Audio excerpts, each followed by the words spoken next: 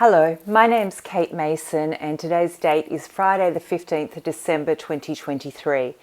The Australian Prime Minister Anthony Albanese has established a COVID-19 response inquiry panel. The Australian public have been invited to put a submission in to help the government regarding how they will prepare for future pandemics. Submissions close tonight. The panel will not look at state government responses to COVID, which is where the vast majority of harms were caused to the people. Their terms of reference, to which we must speak to in our submission, is so limited in scope and framed in such a way that there is an attempt to shepherd responses into a very narrow frame which endeavours to support increased government spending and enhanced availability of vaccines, equipment and quarantine facilities. Well, that's just not good enough. The reality of the enormous harms caused to people over the last 4 years, whilst an extraordinary wealth transfer occurred, is not going to be swept under the carpet. I and others have been collecting evidence on how the government response to COVID has harmed the Australian population and is still continuing to do so. In this video, I have compiled first-hand experiences and newspaper articles of the harms caused.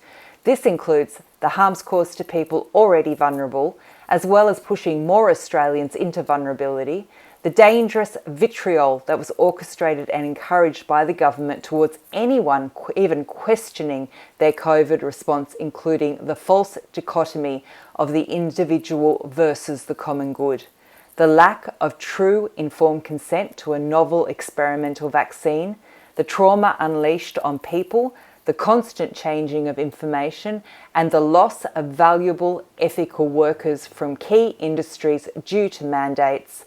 I will be sending this video in as my submission because the government does not have the right to ignore how people have been harmed due to their policies and procedures. Government officials have the responsibility of representing the Australian people and listening to the Australian voices. What I will be sharing in this video is documentation from welfare workers who were seeing firsthand the experiences and the trauma that people were encountering due to the government response to COVID. Government launches inquiry into response to COVID-19 pandemic. But decisions made solely by state and territory governments during the pandemic, such as lockdowns and border closures, will be omitted from the scope. Albanese wants to make sure that it's a positive learning experience, so he doesn't want it to be destructive, as he calls it. It's constructive and forward focused. So it's not really about looking back, it's about where are we going to go to now.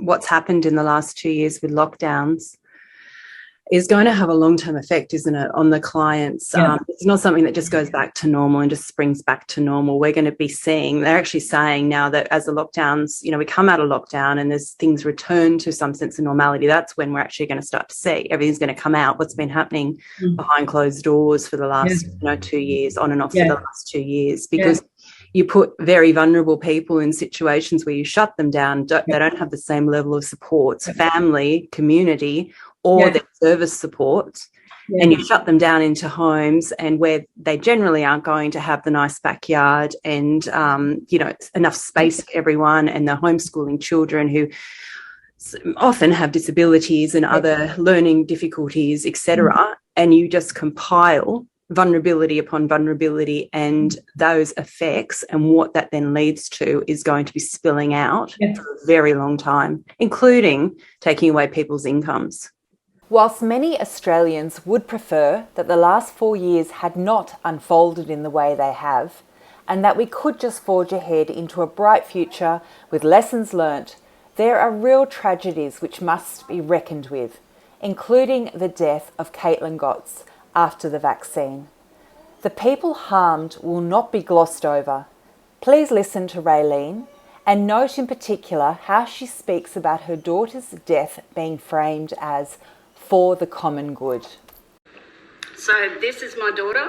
Her name is Caitlin Georgia Gotts, and this is the true story of her life and death. Caitlin was a young, fit, healthy, vibrant girl. She had a passion for life. She loved travel and music and her friends and her family. She loved her animals. She was studying Griffith University on a path to become a large animal veterinarian. She earned a living training racehorses. And then the vaccines were mandated by Queensland Racing and Queensland Health. Caitlin had to be vaccinated by the 21st of December 2021 to stay in her role as foreman. She had waited until Pfizer was available in Toowoomba, as it was advertised as being safe. All the news stations were reporting that AstraZeneca caused blood clots. Caitlin was looking forward to having the vaccine finished and resuming life as she once knew it. However, on the 17th of November 2021 at approximately 3:30 p.m, Caitlin died. She was at work on shift. She died from a sudden cardiac arrest, but her death was instantly attributed to asthma. Common sense and the facts scream that Caitlin actually died due to heart damage from her second Pfizer vaccination. It was unrelated issues, apparently, according to friends and family, and yet these friends and family can't identify those issues. Caitlin's autopsy didn't identify those issues. Caitlin's friends, family and doctors somehow acknowledge that the vaccine was to blame, as they tell me that Caitlin believed in vaccines and would have been happy to die for the greater good. I've been told by my now ex-partner that Caitlin's death is the price that we have to pay to keep the rest of us safe from COVID. Is it? I don't think it is.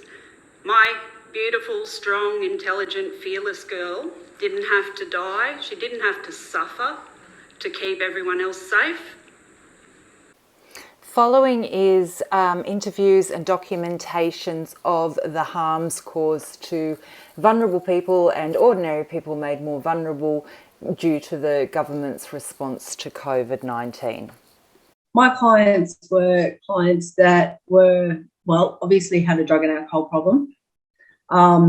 Quite often they had a mental health problem that went with it. With drug and alcohol, it doesn't just, people don't just, wake up one morning and go, oh, I think I'm going to, become an alcoholic, or I think I'm going to become a drug addict.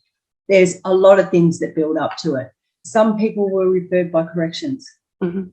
So if they didn't come and complete and then start having negative urines and stuff, they'd go back to jail. Mm-hmm. So that's pretty high stakes.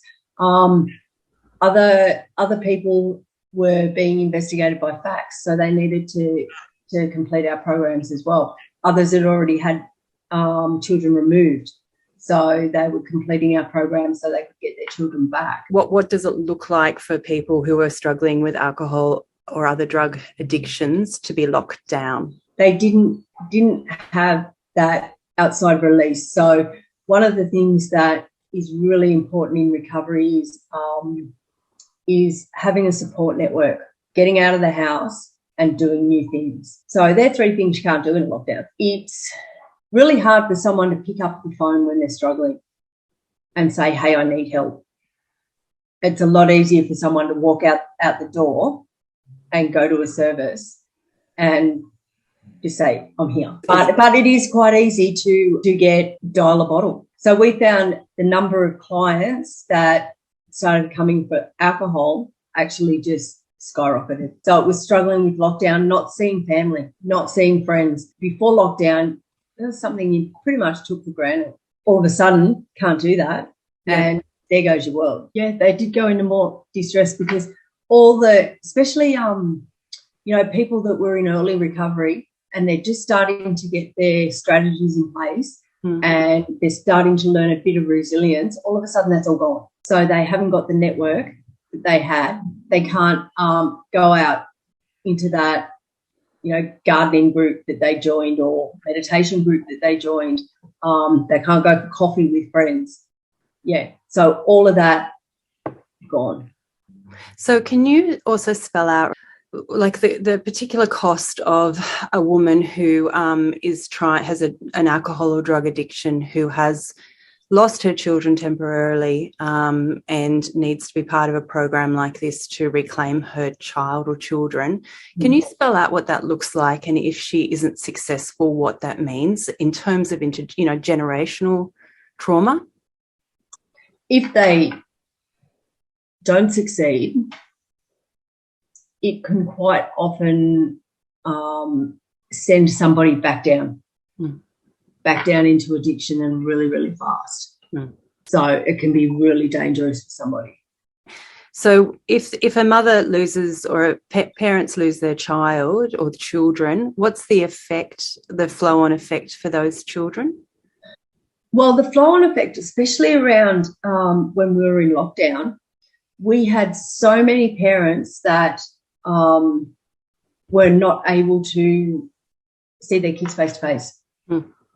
And that's really breaking a bond, which can be really, really damaging to a child. It can also be damaging to the parents as well. Yeah.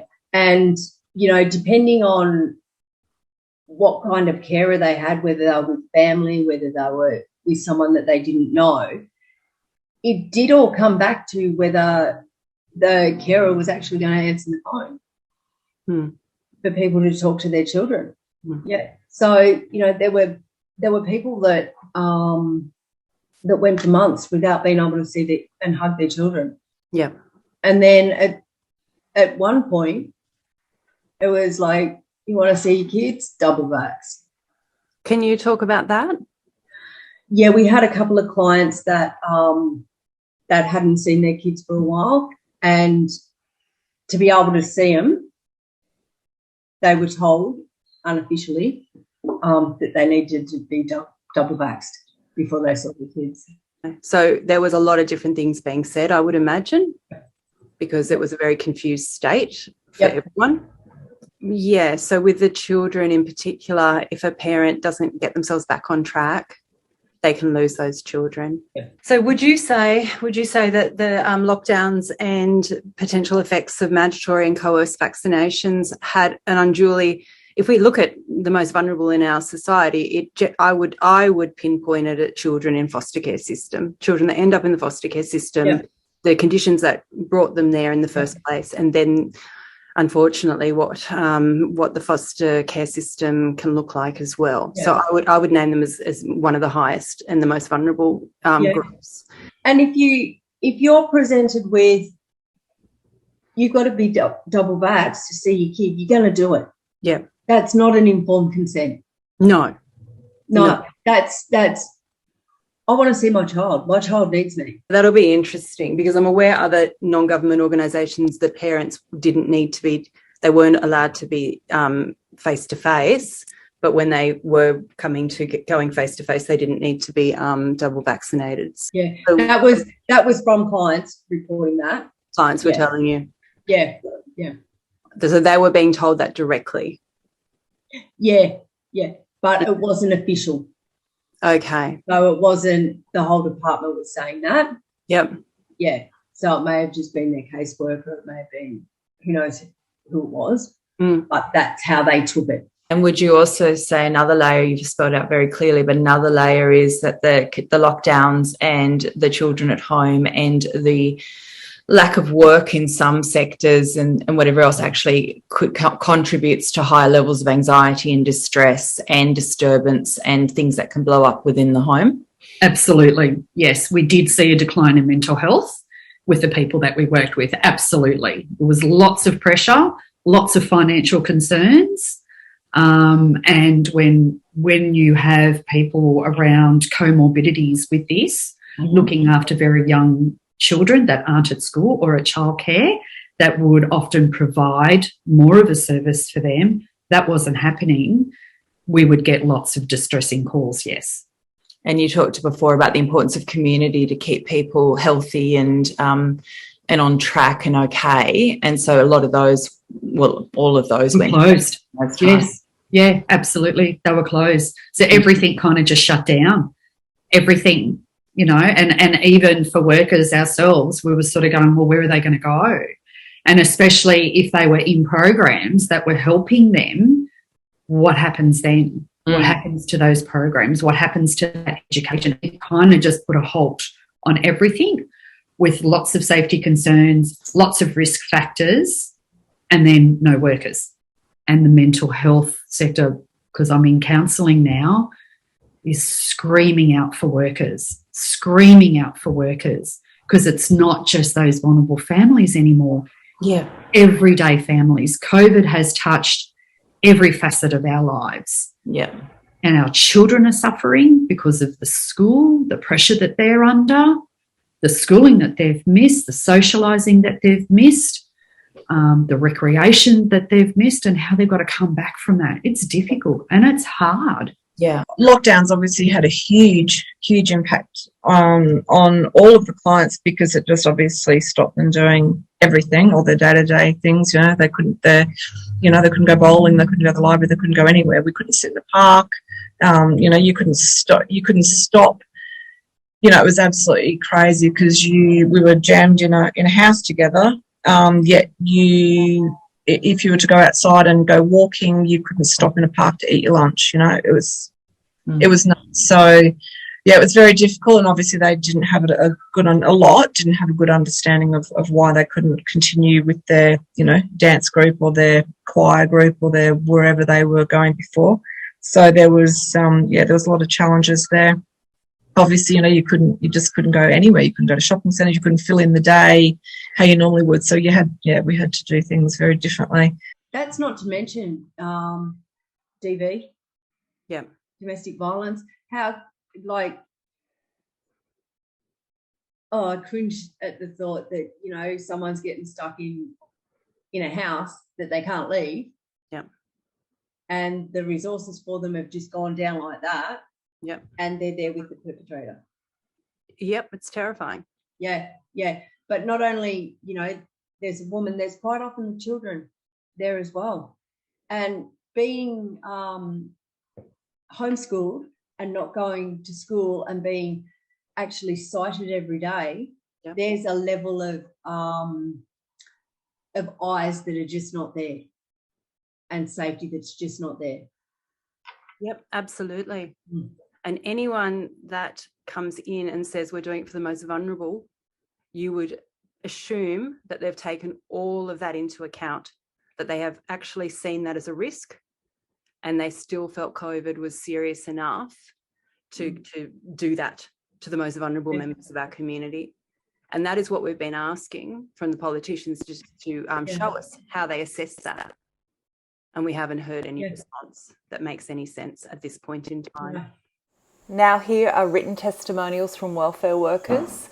This is a worker at a drug and alcohol rehabilitation treatment centre, and she's talking about clients being exited from the service abruptly and having nowhere to go, and they were very, very vulnerable, and child protection was involved. The impact of lockdowns on women experiencing domestic violence is extremely concerning, as the perpetrators have untethered access and power to hold a woman basically hostage in her home with all supports cut off. I've had a number of participants struggling with anxiety and depression, and have had many have their GPs increase antidepressant medications, or some start taking antidepressant medications. I actually had one of my teen participants commit suicide. Now I have participants that have chosen to not be vaccinated and have been excluded from their employment and lose connection with their friends. What our government has done with these mandates and lockdowns has been horrific, not to mention the media propaganda, which has put unacceptable fear into the minds of people that already have enough challenges. Court hearing dates being vacated, which meant that women were often waiting up to 12 months after a domestic violence incident to have their matter heard at court, keeping them in a state of higher anxiety and limbo, finding it more difficult to move on with their lives. Women constantly stressed as unsure if and when they will be required to attend court, and difficulties in obtaining information about their matter from police. As a domestic violence support worker, we were affected by a decrease in police response times to our emails and phone calls, often regarding very serious domestic violence matters, and this was often due to them being relocated to COVID-related duties, difficulties in reaching women by phone or email following domestic violence incidences due to DV perpetrators being home more. They would often answer women's phones or access her emails. DV support services at capacity and closing books to new referrals, leaving limited support referral options for domestic violence intake and referral workers. And just pause this video to read the rest. Homelessness worker. I have seen and known so many people to lose their jobs, their livelihoods, homes over these lockdowns. Therefore, so many more ending up on the streets. The pain I see is out of this world, like parents at total breakdown out of fear of losing their homes as homeowners are being forced to sell up, etc., and then fear losing their children. As I work directly with my families, me not being able to see them face to face has had a significant impact on them, to say the least, and has put some of them back on child protection radar. Another domestic violence worker talking about the harms and the dangers women were facing in domestic violence, with being unable to access services, with having the abuser in the home all the time so they couldn't get away, no privacy, and that the extent of the domestic violence really heightened during lockdowns. This child protection worker has documented seeing children in care becoming very traumatised and then having aggressive behaviours, and how this was impacting on the children and the carers themselves. Our under fives have been deprived of their friends, cousins, preschools and teachers. They're reacting in developmentally typical ways, such as getting upset if routines don't go to plan, not wanting to spend a day at home, displaying unsettled behaviours in the home, while being happy and excited to be out with friends. Some have found the stop-start of preschool too much and do not want to attend because of uncertainty. Those that are happy to go back have to get used to their teachers wearing masks at all times and parents not being allowed into the rooms. This welfare worker documents many of the things that have already been discussed, but also raises that refugee or communities, towns that had a higher refugee population, were actually treated with very heavy-handed police tactics. The Chief Practitioner's COVID-19 update stating that children in out-of-home care would not be seeing their parents face-to-face. And now the news articles. Australian economy set to suffer more pain as COVID lockdowns keep shops and construction shut. More than 400 studies on the failure of compulsory COVID interventions, lockdowns, restrictions, closures. The great body of evidence shows that COVID-19 lockdowns, shelter-in-place policies, masks, school closures and mask mandates have failed in their purpose of curbing transmission or reducing deaths. These restrictive policies were ineffective and devastating failures, causing immense harm especially to the poorer and vulnerable within societies. The benefits of the societal lockdowns and restrictions have been totally exaggerated, and the harms to our societies and children have been severe.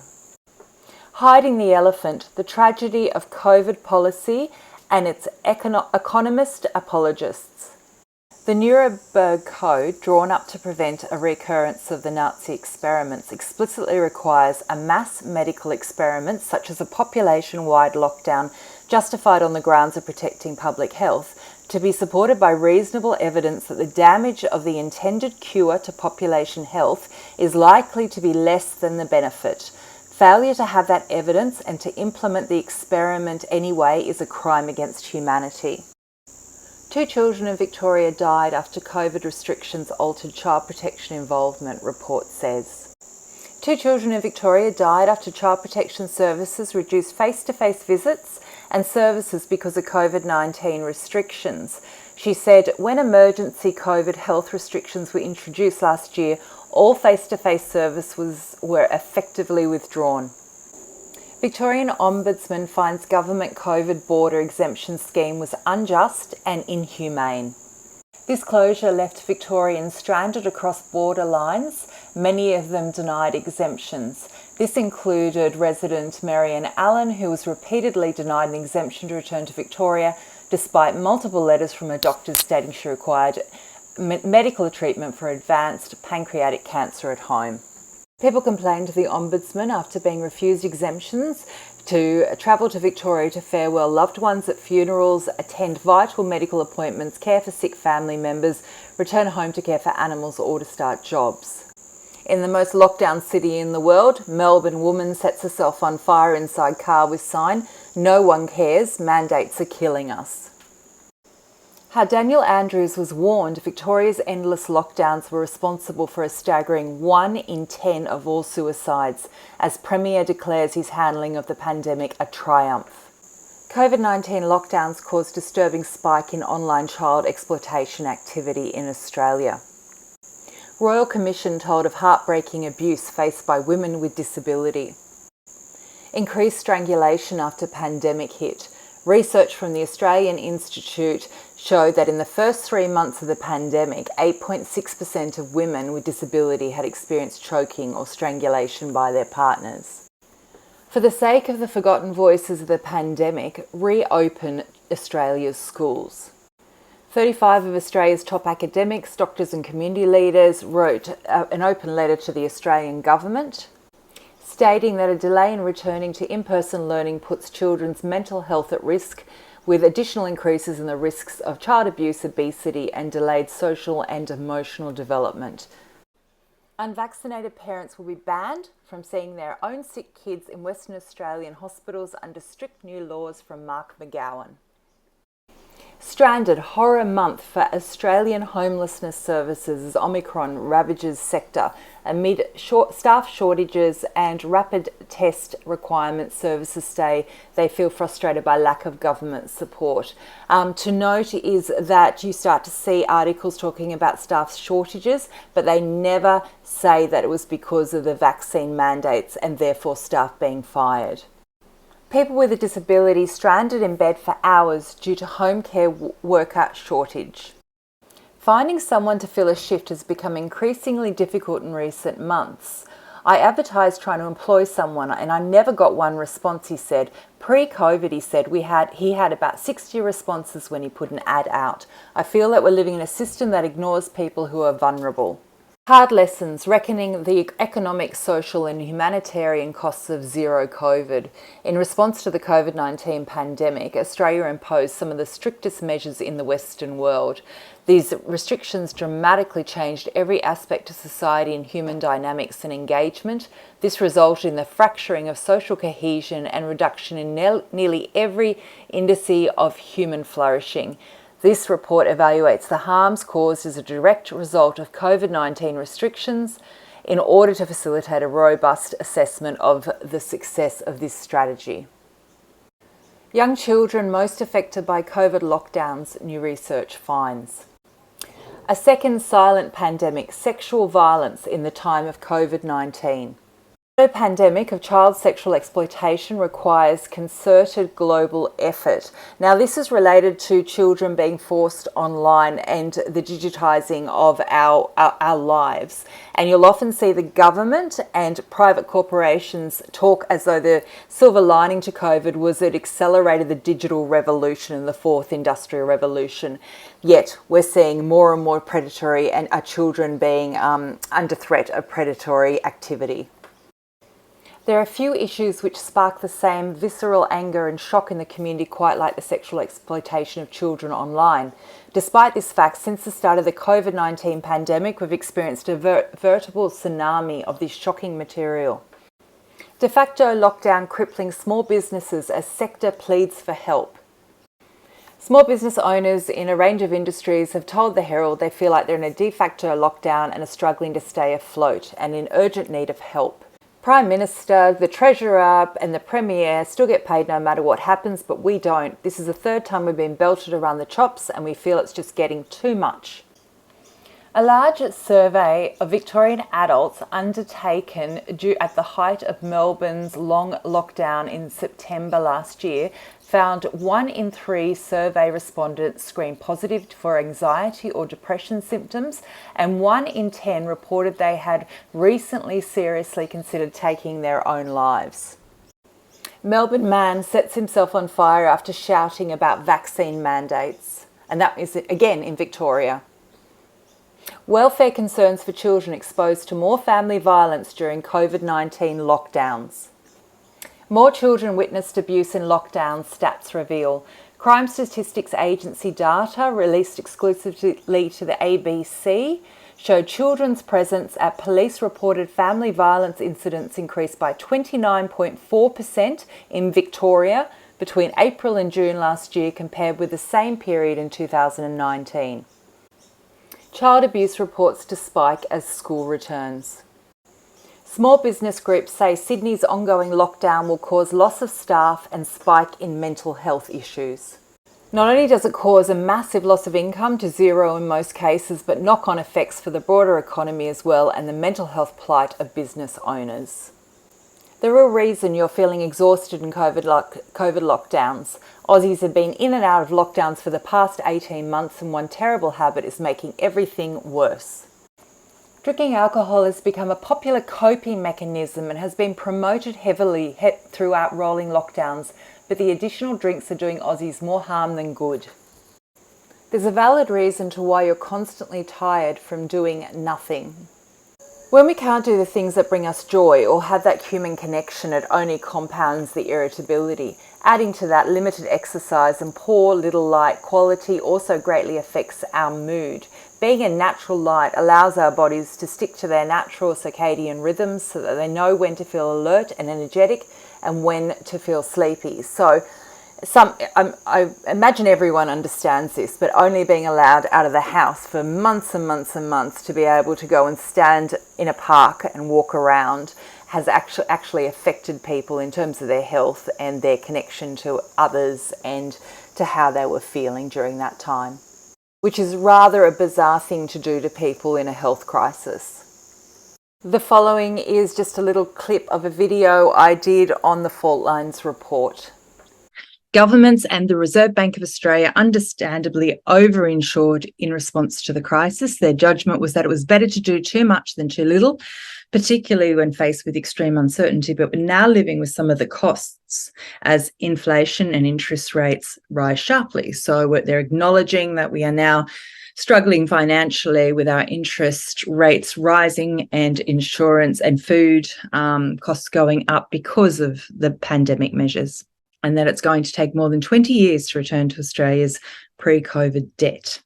And that because of that, it's probable that we see higher inequality and poverty than before the COVID-19 pandemic. Again, stating something that's incredibly obvious.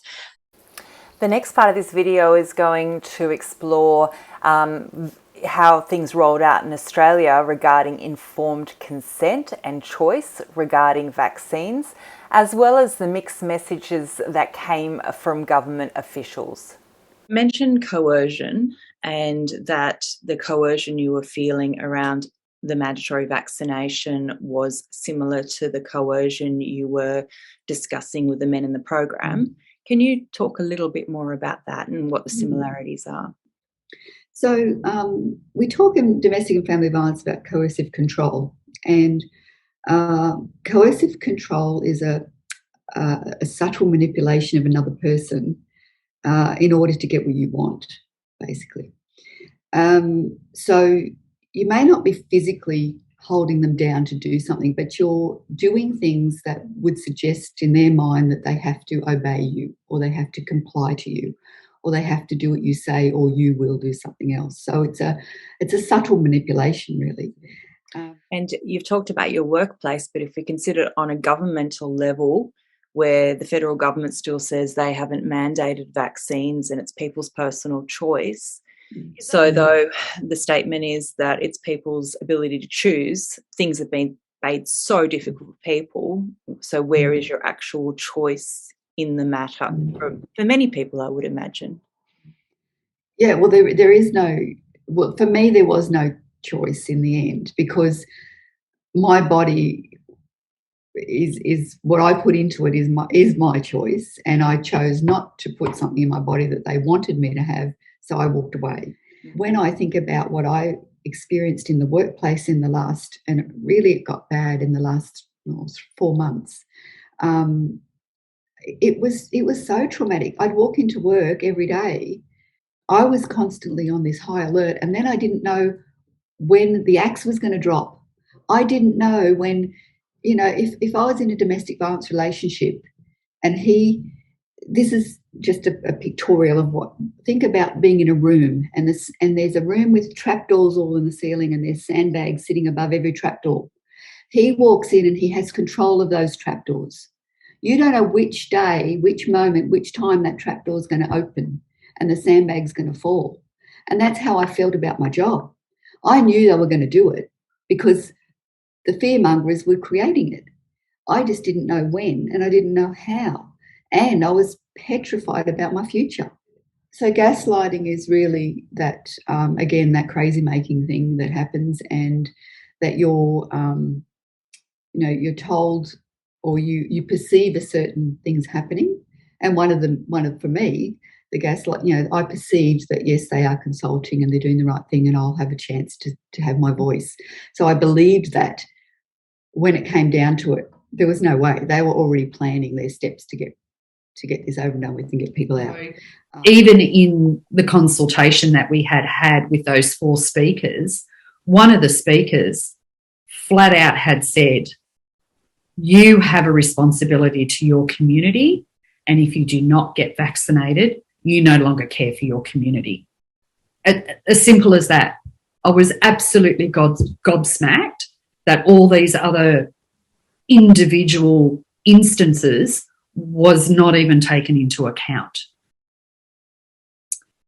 So, one, I was grappling with, what do I do? I'm at risk of losing my job.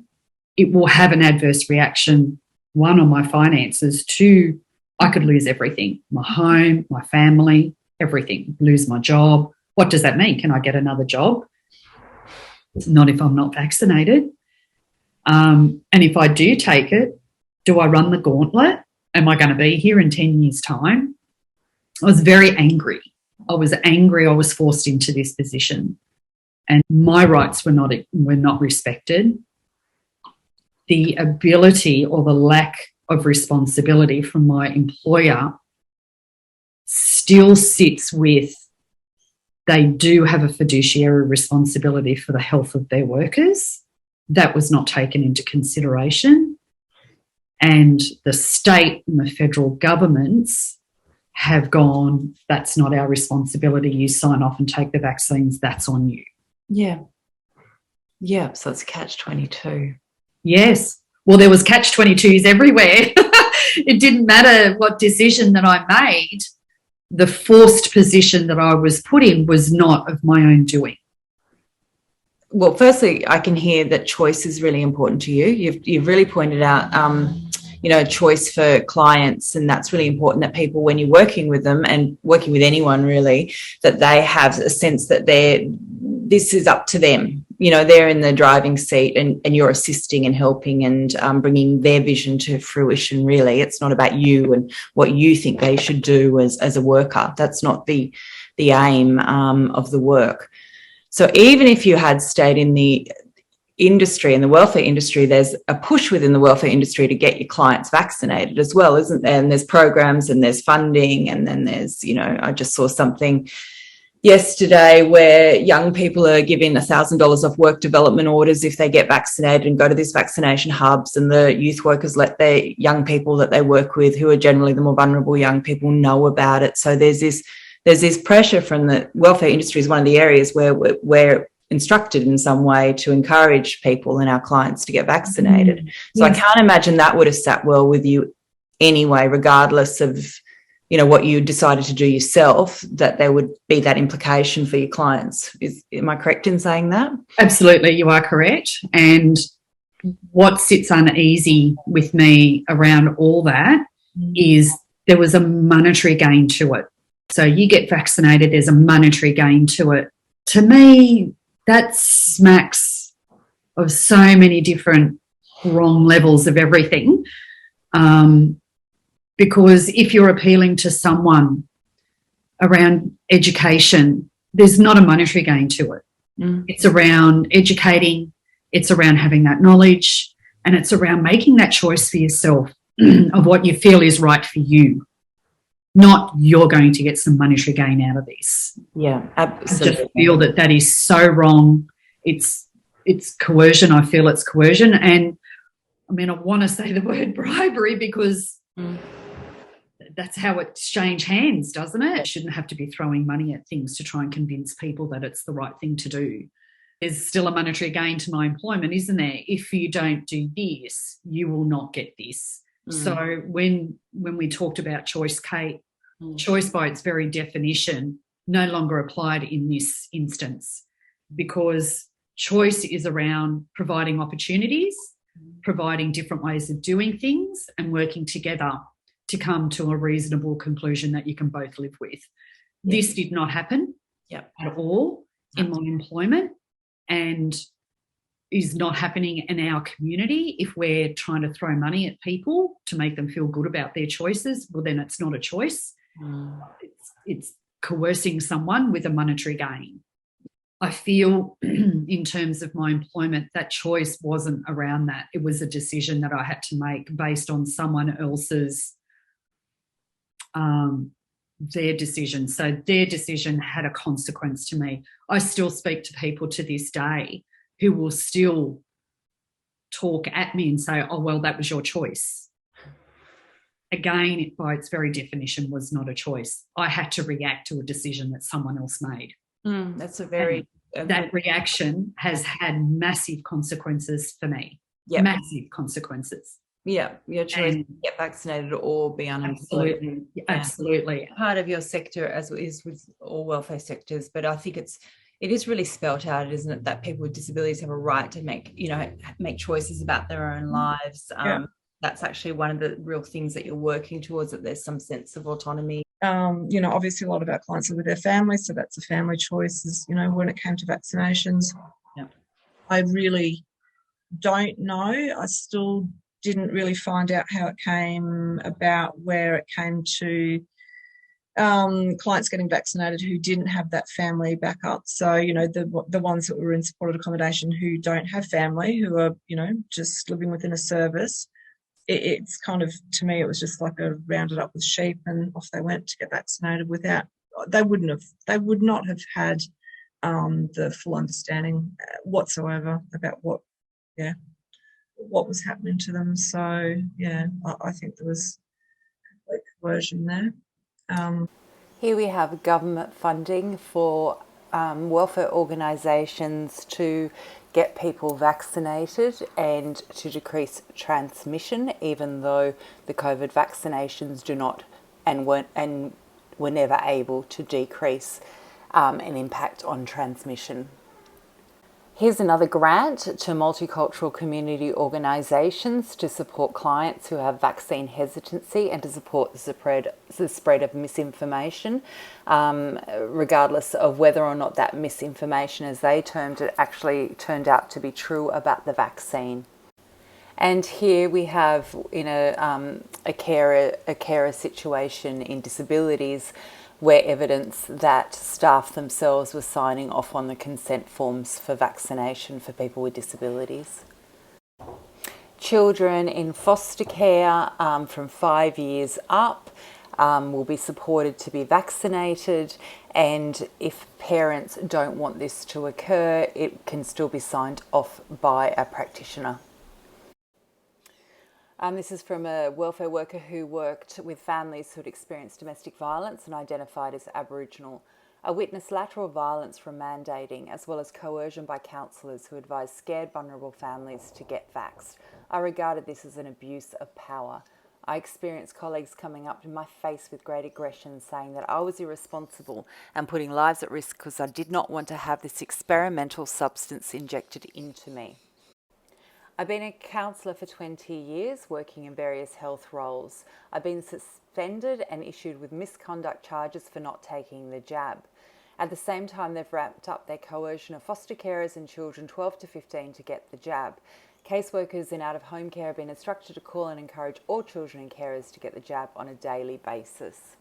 Casework managers must report how many they have called and the total numbers that have been jabbed on a weekly basis. This welfare worker is calling out the mixed messaging, such as you must give informed consent to vaccinate, but if you don't, we will take away your ability to make an income and we will segregate you from the rest of society. Talk to your doctor about your concerns, but you can't because doctors were informed in March 21st by AHPRA that they will be investigated if they raise anything contrary to the National Immunisation Campaign. We will keep your vaccination records private under the Privacy Act, but you must carry proof of vaccination everywhere you go and show it as requested. COVID vaccines are safe, but they're not safe. People are getting injured and dying from them, and terrifyingly, there are many stories of doctors not attributing the injury to the vaccine. You will be allowed out when? Constant shifting sand. New South Wales has embarked on a campaign of stealth regarding shifting the goalposts of when unvaccinated could re-enter society. And as we all now know, being vaccinated will include booster shots. Andrews is pugnacious, repulsive and more blatant. New South Wales also has the same agenda. They just turned the heat up incrementally so he didn't register.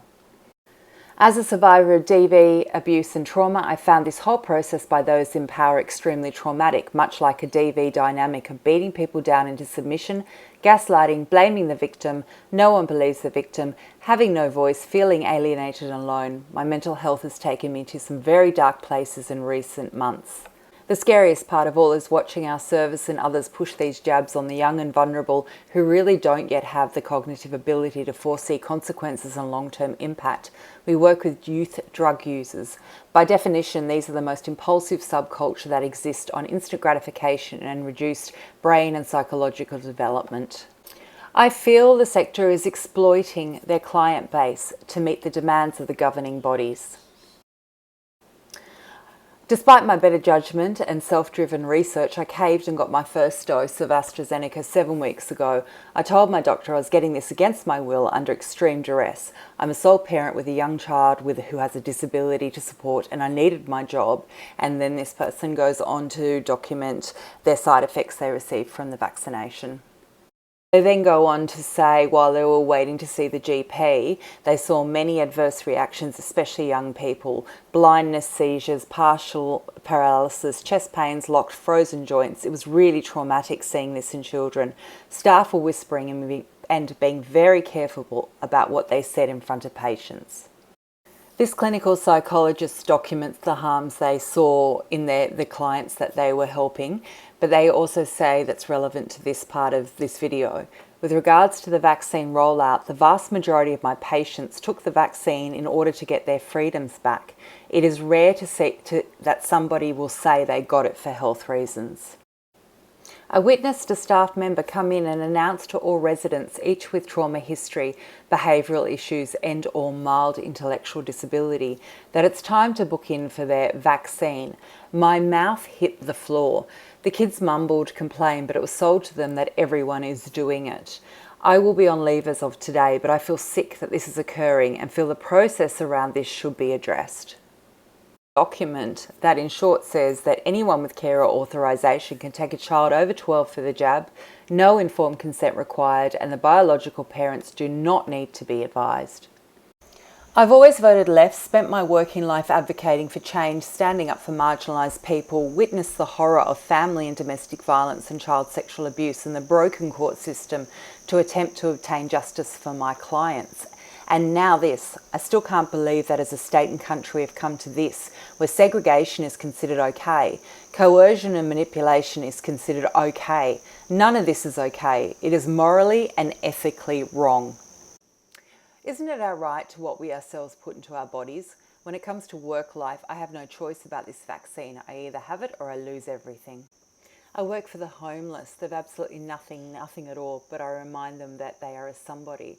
I'm another community service worker who received that god-awful email stating it is now mandatory. I received the coronavirus vaccine by the 31st of November. Other colleagues have been coerced to take the jab because they have mortgages or are estranged from their partners. One friend said he was in tears the day he got the injection, but insisted I hold on for as long as I can. I'm crying on the inside and I'm torn apart from my family. I don't think I will ever get that back, but we'll see. I'll try to rebuild that trust that we once had. Children can be vaccinated against their parents' wishes, as doctor explains how it's completely legal. An Australian paediatrician claims doctors can vaccinate children as young as 12 without their parents' consent and stay within the law. And this is an example of the mixed messaging. COVID-19 vaccine won't be mandatory in Australia, but some industries may demand workers get vaccinated. Within the welfare non-government organisation industry, the work, pretty much 100% of the work was mandated. So even though they're called non-government organisations, they're predominantly funded by government, and I assume and I think they knew that their funding would be in trouble if they didn't go along with these vaccinations.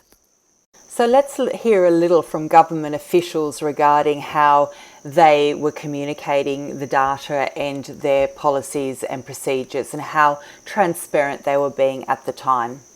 So this is the Premier, or was the Premier of New South Wales at the time of the lockdowns, and he was incredibly slippery. QR codes back when we weren't even tracking and tracing. There was no science behind it at all. It had zero utility, but there was a massive campaign, and when those massive campaigns get run, what it does, it depletes confidence. And that kind of reporting, as we've seen over this period of time, has depleted confidence in our people. So we actually brought it back for one reason only, to instill confidence so that people would go out with using QR codes. But where Dan and I clinical panel review how we capture COVID admissions to hospital, what we realised here in New South Wales that we had a very conservative approach to that capture, and we were back capturing people coming into hospital who, and I think I touched on this a couple of weeks ago, so incidental COVID, back capturing all the way back 28 days prior to admission. And what that meant was that in our numbers we were getting a skewing of our data. So, for example, if you were 22 years of age, you had COVID 3 weeks ago, you'd recovered from that, fell off your bicycle, broke your arm and came to hospital, we would count you as a COVID admission. After the review by our expert clinical panel, we've now reduced that back capture to 14 days to provide a more realistic picture of what we're seeing in our hospitals, and our numbers reflect that. It's not just something that happens either, this language that's put on anti-vaxxers, the anti-vaxxer language, or the push that's put towards getting people to do according to what the government messaging is. It's researched and it's worked out what messaging makes people comply and what coercion works. So here we have a Yale study, pervasive messaging to increase COVID-19 vaccine uptake intentions. And they talk about using and trialing different sorts of messaging and what works. So there's self-interest. It reduces the risk that you could get sick and die. It has community interest. So again, this communitarianism idea. Stopping COVID-19 is important because it reduces the risk that members of your family and community could get sick and die. It's got community interest and guilt. Imagine how guilty you'll feel if you choose not to get vaccinated and spread COVID-19 to someone you care about. Then it's got community interest and embarrassment. Imagine how embarrassed and ashamed you will be if you choose not to get vaccinated and spread COVID-19. And then community interest and anger. Imagine how angry you will be if you choose to not get vaccinated and spread COVID-19 to someone you care about. It's got the not bravery. Soldiers, firefighters, EMTs and doctors are putting their lives on the line to serve others during the COVID-19 outbreak. That's bravery. But people who refuse to get vaccinated against COVID-19 when there's a vaccine available because they don't think they will get sick or aren't worried about it aren't brave. They are reckless. There's the good old trust the science. Getting vaccinated against COVID-19 is the most effective means of protecting your community. We have to follow scientific approaches, etc., etc. We've heard that endlessly through the campaign. Personal freedom. COVID is limiting people's ability to live their lives. If you don't get vaccinated, you're part of limiting other people's freedom. Economic freedom and the community economic benefit. So trying out those different messages and seeing how it works to get people to vaccinate. The United Nations has their own behavioural science unit because they're aware that, you know, it's very important to influence the way people behave. So this is their report, behavioural science report, and in it they discuss, in many areas, successful outcomes in the UN's work depends on changes in human behaviour. Making healthy choices, taking medicine, allowing a child to go to school, finding decent work and saving money. Behavioural science can improve outcomes through facilitating understanding of the barriers that prevent people from engaging or following through with their actions, the enablers that assist people in establishing, achieving their goals, and the impact of interventions based on understanding of these barriers, enablers, or premised on commitments to human dignity, transparency, and respect for ethical requirements. There's a huge amount to unpack within all of this. I can only give it lip service, but basically it's programming human behaviour, and there are ethical concerns about that. Revealed the secret nudge tactics that the government used to you to agree to a lockdown. The unit suggested the government reduce negative public perception of the COVID vaccine and its side effects. It suggested using decimal figures rather than round numbers to make the risk of experiencing a side effect seem less likely. The unit advised one possible way of increasing mask usage among young people was by applying to their egos, appealing to ego. Real heroes wear masks. The unit advised telling store owners their check-in rates were lower than other stores, which would motivate them to make sure every visitor checked in. So while all of this was going on, this nudging, people being coerced into being vaccinated, you'd sincerely hope that there was that everything was above board and transparent regarding messaging, regarding the vaccine safety, etc.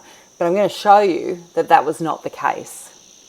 US public health agencies aren't following the science, officials say. People are getting bad advice and we can't say anything. The calls and text messages are relentless. On the other end are doctors and scientists at the top levels of the NIH, FDA and CDC. They're variously frustrated, exasperated and alarmed about the direction of the agencies to which they've devoted their careers. It's like a horror movie I'm being forced to watch and I can't close my eyes. One senior FDA official lamented. People are getting bad advice and we can't say anything. That particular FDA doctor was referring to two recent developments inside the agency. First, how with no solid clinical data, the agency authorised COVID vaccines for infants and toddlers, including those who'd already had COVID. And second, the fact that just months before the FDA bypassed their external experts to authorise booster shots for young children. And that doctor is hardly alone. At the NIH, doctors and scientists complained to us about low morale and lower staffing. The Vaccine Research Centre has had many of its senior scientists leave over the last year, including the director, deputy director and chief medical officer. They have no leadership right now. The CDC has experienced a similar exodus. There's been a large amount of turnover. Morale is low. One high-level official at the CDC told us things have become so political as what are we there for? Another CDC scientist told us, I used to be proud to tell people I work at the CDC. Now I'm embarrassed. Why are they embarrassed? In short, bad science. The longer answer, that the heads of their agencies are using weak or flawed data to make critically important public health decisions, that such decisions are being driven by what's politically palatable to people in Washington or to the Biden administration, and that they have a myopic focus on one virus instead of overall health. We have the National Library of Medicine, the National Centre for Biotechnology Information. The COVID-19 pandemic is one of the most manipulated infectious disease events in history, characterised by official lies in an unending stream led by government bureaucracies, medical associations, medical boards, the media, and international agencies, we've witnessed a long list of unprecedented intrusions into medical practice, including attacks on medical experts, destruction of medical careers among doctors refusing to participate in killing their patients, and a massive regimentation of healthcare led by non-qualified individuals with enormous wealth, power, and influence. For the first time in American history, a president, governors, mayors, hospital administrators, and federal bureaucrats are determining medical treatments based not on accurate, scientifically based, or even experience-based information, but rather to force the acceptance of special forms of care and prevention, including remdesivir, use of respirators, and ultimately a series of essentially untested messenger RNA vaccines. For the first time in history, medical treatment protocols are not being formulated based on the experience of the physicians treating the largest number of patients successfully, but rather individuals and bureaucrats and bureaucracies that have never treated a single patient, including Anthony Fauci, Bill Gates, EcoHealth Alliance, the CDC, the World Health Organization, state public health officers, and hospital administrators. We have a similar issue with the Therapeutic Goods Association in Australia, the TGA. This is an older article based on 4 years ago. Australia's health watchdog accused of too close relationship with industry. Australia's drug and medical device watchdog, the Therapeutic Goods Administration, needs a complete overhaul to distance it from the health industry and allow consumers to sue it for negligence, says academics and consumer advocate. The current regulatory framework is a complete bypass of the interests of consumers. They do not have a stake at the table. The medical profession's fair degree of lobbying power and pharmaceutical companies as big ticket players in the economy were issues when it came to consumer protections. The TGA's adverse events reporting system to detect serious drug and device problems was described by women as something of a black hole with lots of information going into it, but nothing visible coming out. Forum member and Victorian Health Issues Centre Chief Executive Danny Vadaz said the nexus between companies, the medical profession and the TGA was insidious and undermines the integrity of our regulatory system. What quality of guardianship can you expect when the poacher is paying the wages of the gamekeeper? The government must act to give the TGA financial independence from Big Pharma, to raise the evidentiary bar on safety and quality to be held accountable for its singular purpose to protect the safety of the public. And this is because the TGA is paid by the pharmaceutical companies in the regulation of their products. Industry sponsorship and research outcomes systematic review with meta-analysis. Clinical research is widely sponsored by drug and device companies. We investigated whether industry-sponsored drug and device studies have more favourable outcomes and differ in risk of bias compared with studies having other sources of sponsorship. The review is an update of a previous Cochrane review. When they studied the papers, industry-sponsored studies more often had favourable efficacy results and more often favourable conclusions compared with non-industry-sponsored studies. 2 senior FDA officials resign over Biden administration booster plan. This was at the end of 2021. They have frustrations with the Biden administration plans to move forward with recommending COVID-19 booster shots without their prior approval. And this is in The Lancet, considerations in boosting COVID-19 vaccine immune responses. A new wave of COVID-19 cases caused by the highly transmissible Delta variant is exacerbating the worldwide public health crisis and has led to consideration of the potential need for an optimal timing of booster doses for vaccinated populations. Although the idea of further reducing the number of COVID-19 cases by enhancing immunity in vaccinated people is appealing, any decision to do so should be evidence-based and consider the benefits and risks for individuals and society. COVID-19 vaccines continue to be effective against severe disease, including that caused by the Delta variant.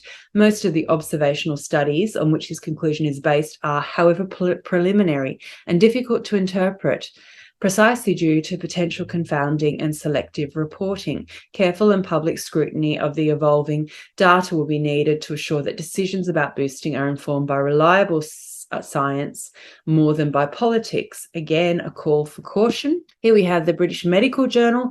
Politicians and governments are suppressing science, argues the BMJ. UK's pandemic response relies too heavily on those with worrying competing interests. Politicians and governments are suppressing science, and when good science is suppressed, people die, argues a senior editor at the BMJ today. Executive editor Dr. Kamran Abbasi argues that COVID-19 has unleashed state corruption on a grand scale and it is harmful to public health. Then we come over to the conflicting information given about the vaccines and whether or not they stopped you from getting infected and transmitting. And this is the ABC. Turns out the vaccines do stop you getting COVID. It sounds much the same, but the difference is actually huge. Stopping infection means you don't have to have the virus at all, and this won't go on to infect others. A study in the journal The Lancet has looked at both the Pfizer and AstraZeneca vaccines and found that they do indeed stop infection, which is great news, but sadly not all the time. Professor warns COVID vaccine doesn't stop infection in children. An Australian COVID expert has warned new data shows the Pfizer vaccine offers very little protection against infection for young children. New York Health Department researchers found the 2-dose Pfizer shot was only 12% effective at preventing Omicron in children aged 5 to 11 after only a month. Dr. Anthony Fauci admits COVID vaccines don't work overly well at stopping infection. Here we have the Victorian Chief Health Officer, and this is just a prime example of how the messaging is endlessly changed. Getting that third dose is protection against severe illness, but also protection against getting infected in the first place. Despite 2, 3, 4 doses of the vaccine, it's not so good at preventing infection in the first place. So we are getting infected. That's why we've had tens of thousands of cases in this wave. We come over to a lack of transparency and a lack of the normal people being able to see the data. Victorian Liberal frontbencher Andrew's government rapidly becomes the great gatekeeper of state secrets. This is end of last year, 2021. Trust in the Andrews government is diminishing after Labor refused to release key documents in recent weeks, Victorian Liberal MP Richard Reardon said. The Andrews government last week appealed a decision by the Victorian Information Commissioner to release health advice used to justify the state's lockdown in February. More than 100 pages of Department of Health briefings were to be made publicly available, but departmental lawyers argued it would reveal high-level deliberative processes of government. Mr. Reardon said Daniel Andrews has no track record of transparency after the Premier urged Victorians to trust his government. So this is the highest level of technocracy, where we aren't allowed to even see the data that's been relied upon to lock everybody down. Judge scraps 75-year FDA timeline to release Pfizer vaccine safety data. So the FDA and Pfizer went to court twice to try and stop this freedom of information where we could actually see the safety data relied upon to give the conditional approval to the vaccines. The Food and Drug Administration won't have 75 years to release thousands of pages of documents it relied on to license its COVID-19 vaccine. Instead, the federal agency will have just over 8 months to do so per federal judge's ruling. At times, we're told the true story. Scare campaign. Underlying health issues involved in 92% of Aussie COVID deaths. This is in February 2022. Radio host Ben Fordham has claimed new data from the Australian Bureau of Statistics regarding the nation's COVID-19 death exposes the overblown scare campaign we've witnessed. The statistics released by the ABS on Tuesday showed there were underlying health issues involved in 92% of the 2,639 deaths attributed to COVID-19 between March 20 and January the 31st, 2022. The underlying conditions range from pneumonia and kidney infection to chronic health disease. During the same period, 100,000 Australians died from cancer, 32,000 from health disease, 30,000 from Alzheimer's and dementia, and 10,000 from diabetes. The COVID-19 deaths, meanwhile, made up only 1% of all fatalities nationwide. Fordham said the data had made him feel somewhat vindicated because we've done our best to call for calm during the pandemic, and we've also been warning about how this has been overhyped. The number of West Australians killed by COVID rather than with COVID This came out on August the 8th, 2022. Western Australia recorded 18 deaths where COVID-19 was the only condition listed on the patient's death certificate in the first 6 months of its Omicron wave. In the majority of COVID-linked deaths, people had pre-existing chronic conditions, most commonly heart conditions or dementia. The Australasian College for Emergency Medicine Western Australian Chair Dr. Peter Allais said it's more common for the virus to tip the balance of a person's health, leading to death, rather than cause severe lung disease, which would require ventilation. For nearly everybody, it's just tipping the balance of their underlying medical condition, much like any other infection would do, but just with a bit more rigour. Next, we have Greg Hunt, who was the Federal Minister for Health during the main part of the COVID response by government. Impact, but we always have to be aware of the capacity of the virus to mutate, and we have to look at what is called the longevity of the protection with regards to the antibodies that are developed. And the world doesn't know that answer. The world is engaged in the largest clinical trial, the largest global vaccination trial ever, and we will have enormous amounts of data. But what's the message for the public? It's safe, it's effective, it will help protect you, but it will also help protect your mum and dad, your grandparents, your nonna, all of Australia. So there we have him telling people that we're all part of a clinical trial, a clinical experiment, that there's not the data to show how effective it's going to be at transmission, at stopping transmission. However, he somehow seems to believe that there's enough data to say it's safe and effective. The fact he says it's an experiment or a trial takes us into the domain of the Nuremberg Code, which occurred because medical professionals were put on trial after the Second World War for their participation in war crimes and crimes against humanity during the Holocaust. The trial sparked questions about medical ethics in the aftermath of the brutal experiments on prisoners in the camp system. So I've shown you example after example of people talking about that they were either coerced into getting the vaccination to keep their jobs, to be able to pay for food and for a home for their family, or that they had to walk away and were very frightened for what the future was going to hold for them. So what is really relevant with this, with the Nuremberg Code, is the number one. The voluntary consent of the human subject is absolutely essential. This means that the person involved should have legal capacity to give consent, should be so situated as to be able to exercise free power of choice without the intervention of any element of force, fraud, deceit, duress, overreaching, or other ulterior form of constraint or coercion. So this is information from the Australian government about handling consent refusal by people presenting for vaccination. So the fact sheet provides guidance for vaccination providers on handling consent refusal by people presenting for vaccination. This may occur, for example, where a person requires vaccination for their employment. And they say, what is informed consent and why is it important? Informed consent is an individual's voluntary decision to agree to a healthcare treatment, procedure or intervention, such as a COVID-19 vaccination. So the key word there is voluntary decision.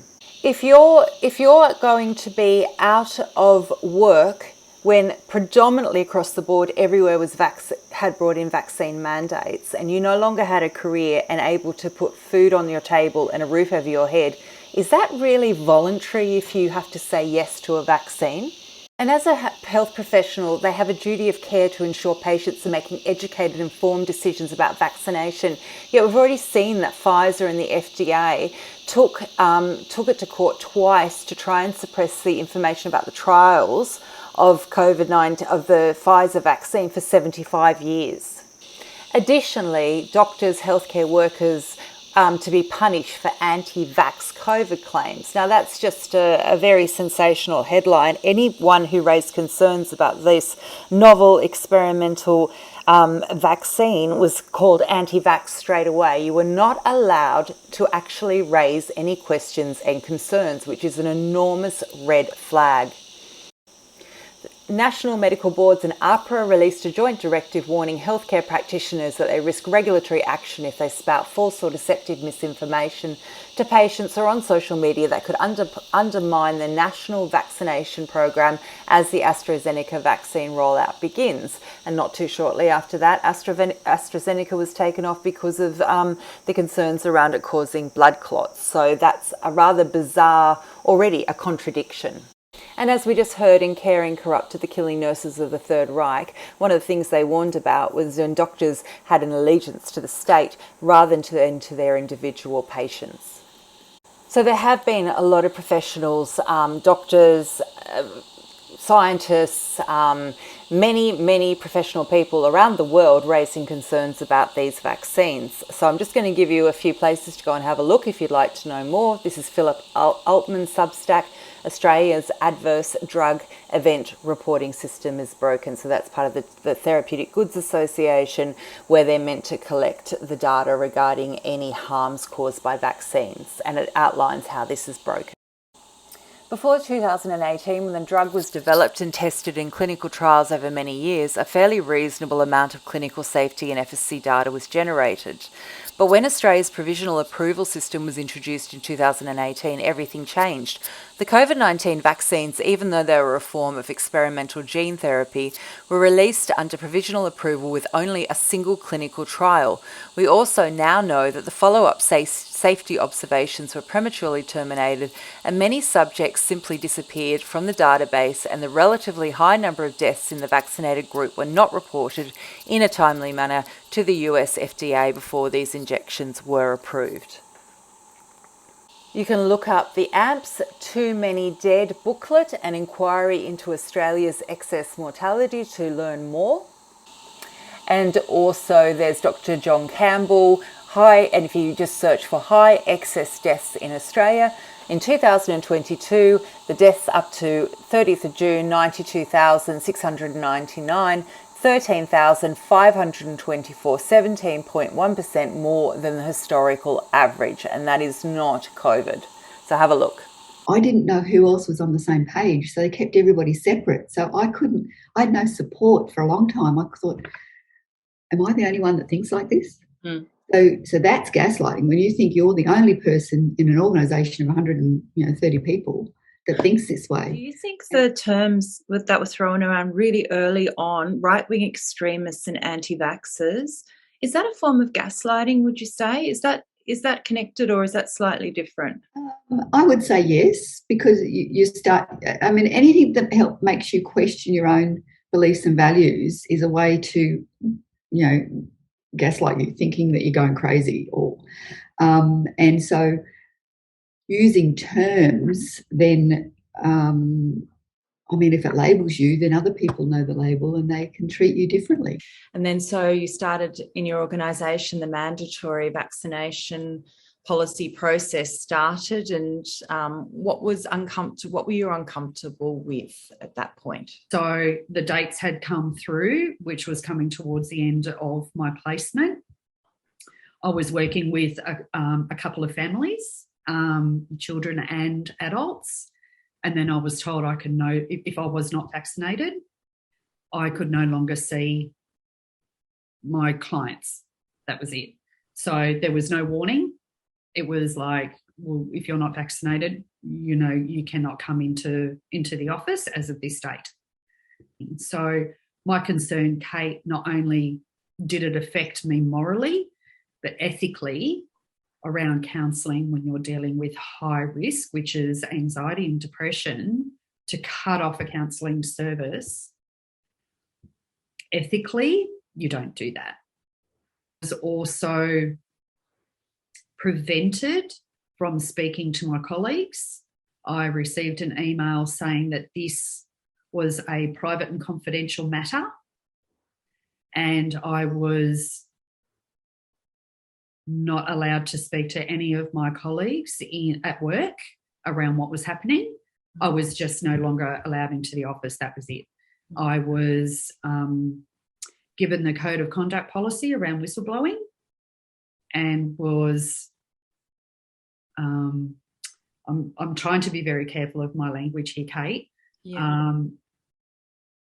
in that policy had the information around litigious actions against the organisation if I broke any code of conduct.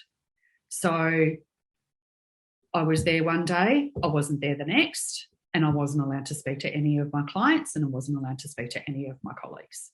That was it.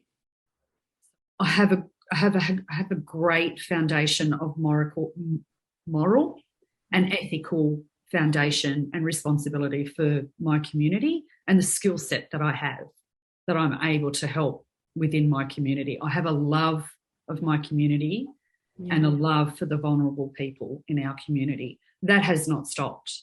Yeah. So when I say I'm not frustrated and angry anymore around my employment. I'm frustrated and angry that I have so much wealth of knowledge, information and skill that I constantly feel rejected from my community, that I cannot help them anymore.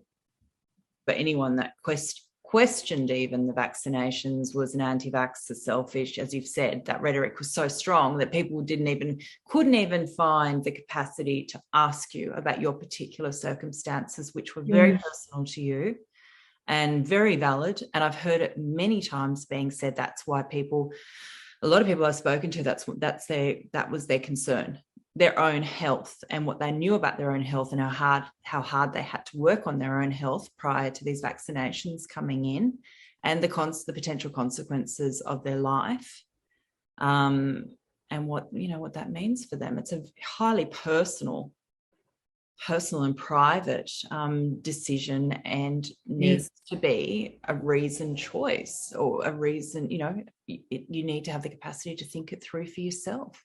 And then bang, all of a sudden it was brought in by our government, and so it came as quite a shock. There wasn't a lot of notice. It was literally kind of in the media, and then bang, it was emails coming through from work that we had a certain date and deadline to meet. It was very varied within the workplace. There was a lot of people who'd already volunteered and been voluntarily vaccinated way back, and that was obviously, their choice. Very happy to be vaccinated. And there was a lot of staff who literally just did it to keep their jobs. There was many workers who I spoke to who, if they'd had a choice, they would not have got it done. And then there was the ones of us who chose not to, and lost our jobs. I was fired, and my separation certificate, or whatever you like to call it, was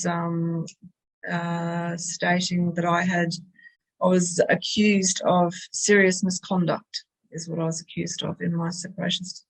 Sought action through the union that I'm a part of to get that changed, to get the status of serious misconduct, because I really, really struggle with that.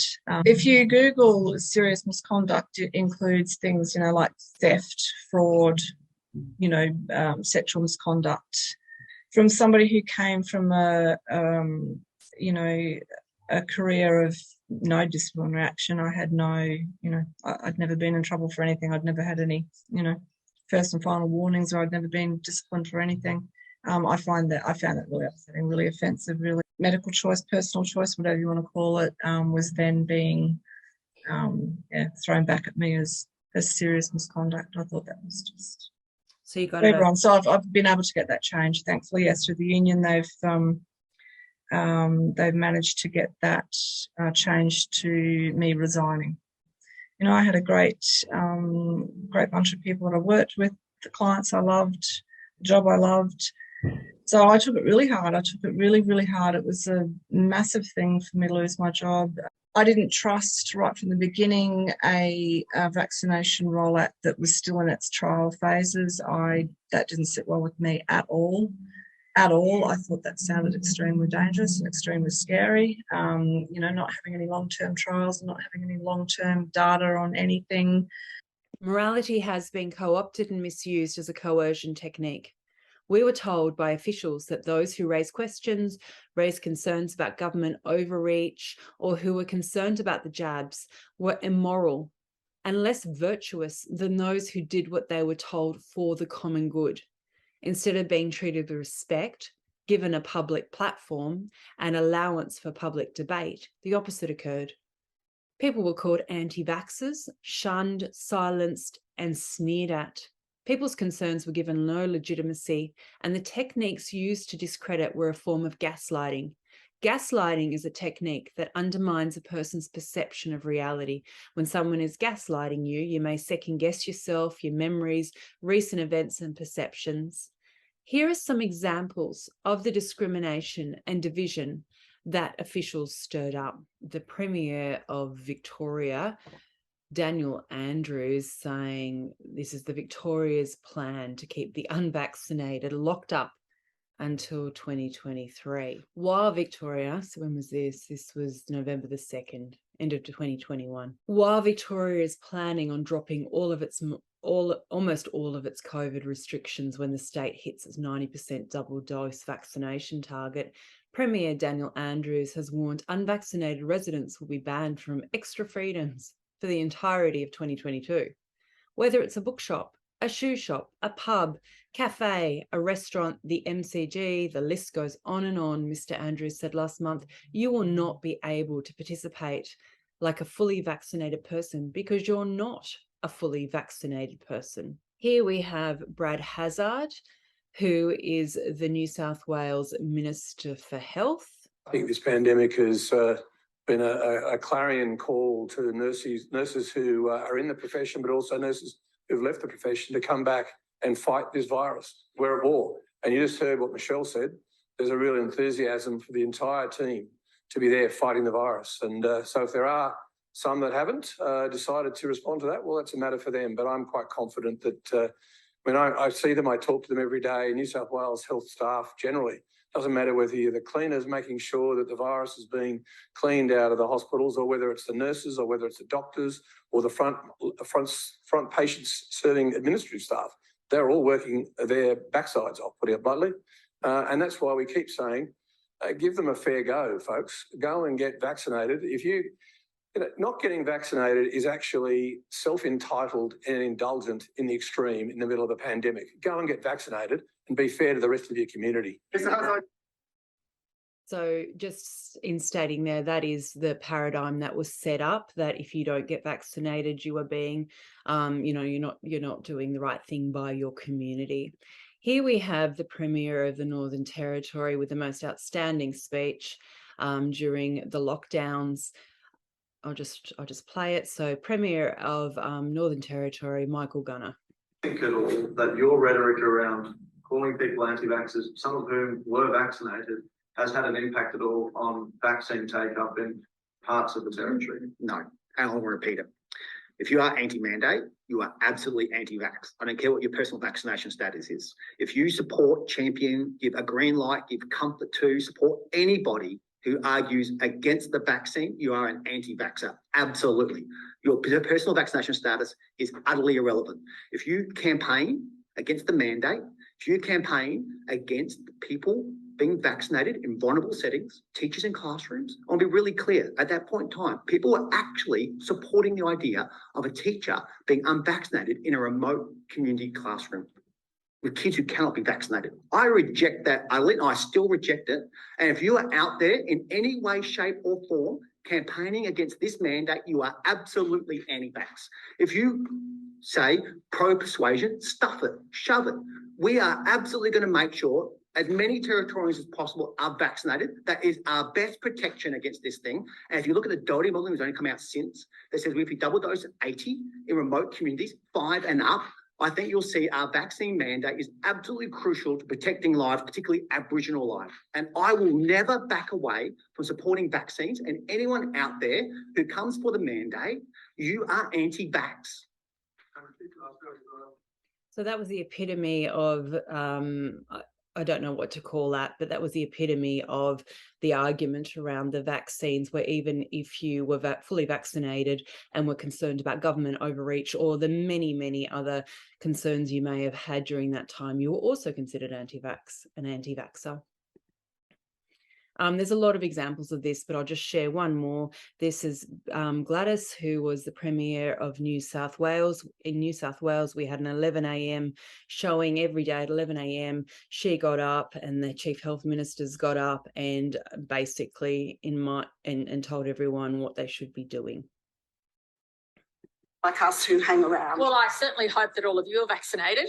I wouldn't want to be in the room with lots of people who aren't vaccinated, and I certainly hope that all of our colleagues are vaccinated. That's the message we've been sending the community, and obviously as workplaces open up, every workplace will have their policies according to what the government's indicating.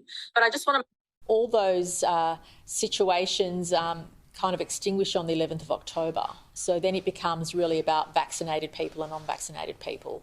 So from the 11th of October, the stay-at-home orders are lifted across the state. So that puts us into a new phase, a different phase of looking at the way in which we're dealing with COVID. And I want to make that clear. So there'll be much more certainty from the 11th of October because it will be more about individuals exercising freedom who are completely vaccinated. And again, I want to remind people across the state, especially in the regions, that if you're not vaccinated, you will go backwards. If your business doesn't have employees that are vaccinated, your patrons aren't vaccinated, you won't be able to operate. And so just a warning to everybody in the regions, please make sure you get yourself vaccinated if you haven't already, because you could very well go backwards from the 11th of October.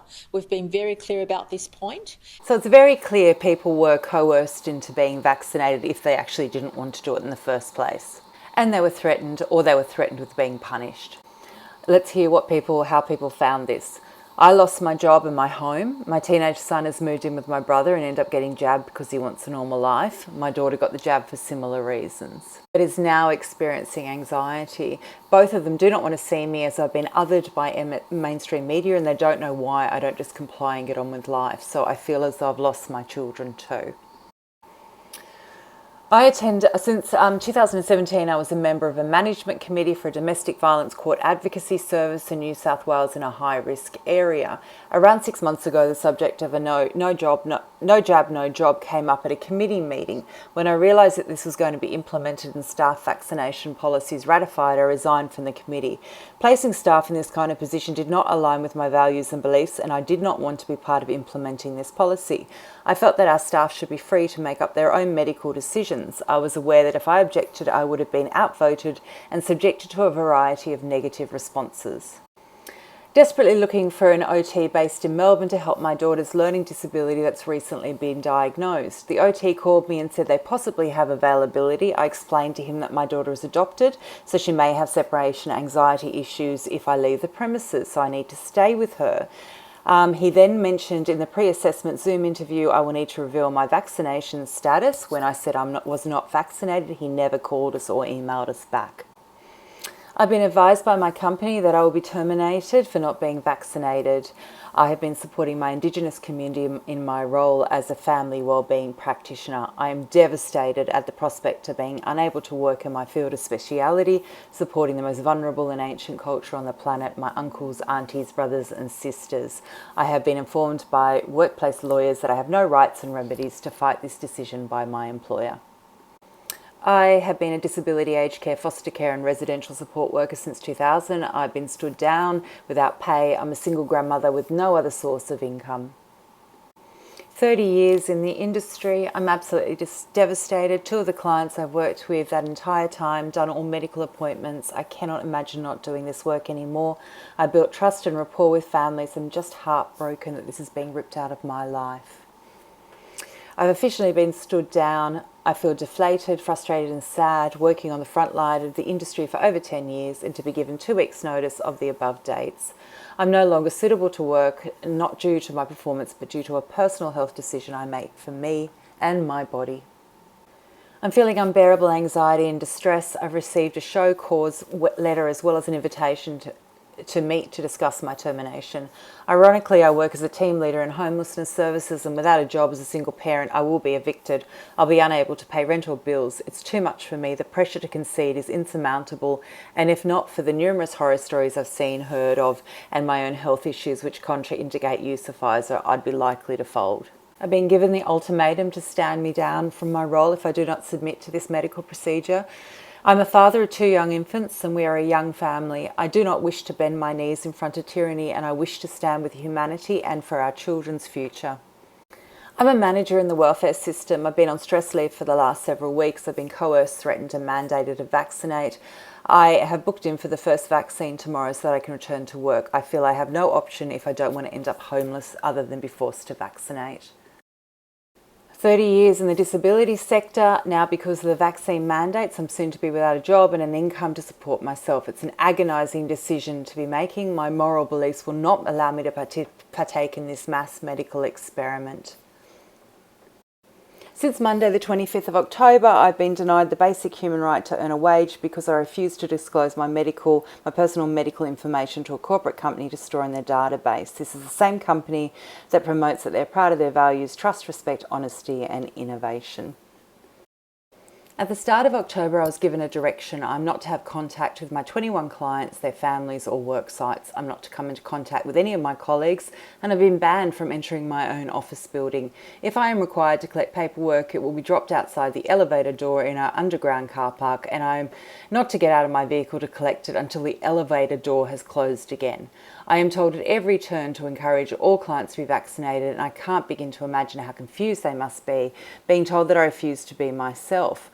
I was unable to say goodbye to my people, some of whom I've been seeing weekly for many years. I was unable to explain to them what was happening. I will lose my job if I do not comply. This is somebody that for 15 months, because of their vaccination and not being vaccinated, they've been unable to secure medical appointments and other appointments to assist them. Brad Hazard slams the selfish who won't get vaccinated as worst month of ICU admissions approaches. So some more examples of the government officials and how they were othering the unvaccinated. So the short answer is, as I said earlier, get out and get vaccinated. Don't be selfish or so self-entitled to think you're different from the rest of us. You're not. Okay, and then we got circling back to Michael Gunner and his historic speech calling anyone that questioned mandates anti-vaxxers.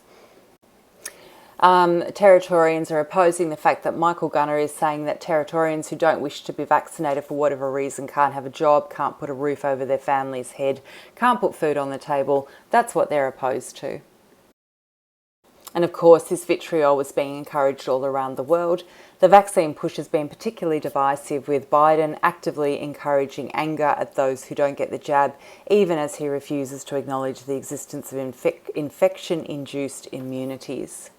In several cities, people who refuse vaccines are being denied active participation in civic life, and a populist movement is rising up that scapegoats the refuseniks as the only reason that the virus continues to be a problem.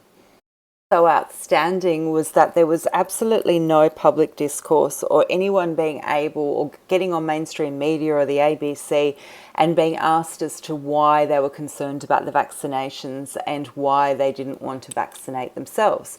So I have a few examples of the reasons that people were concerned about it. If I went and got the medical procedure as a result of coercive control, right? Not because I was afraid of any virus, which when I speak to people, most of them said, I only got it to keep my job. So if I'd gone and got it to keep my job, and that the way I got that was through that constant propaganda and bullying and constant relentless fear-mongering, right? If I got it under those circumstances, and then I go and talk to men about, you know, your partner being constantly on eggshells and constantly, you know, you're putting things in her mind, questioning, and you're, you know, coercing her. If I got the shot and went and did that with men, I think it's an integrity thing. I actually feel like it's not, put the health issue aside, it's an integrity thing about the way they were trying to get me to do something that I didn't want to do. When the mandatory vaccinations came in, I couldn't actually do that, and I couldn't actually support people through autonomy when that organisation was telling me that I had to push a vaccine. Can I ask why were you concerned? Why didn't you go and get vaccinated and go along with it at that time? Okay, so the concern for me, Kate, was I do have a diagnosis, and I am immunocompromised. I am under a specialist, and I have been for the past over 3 years now.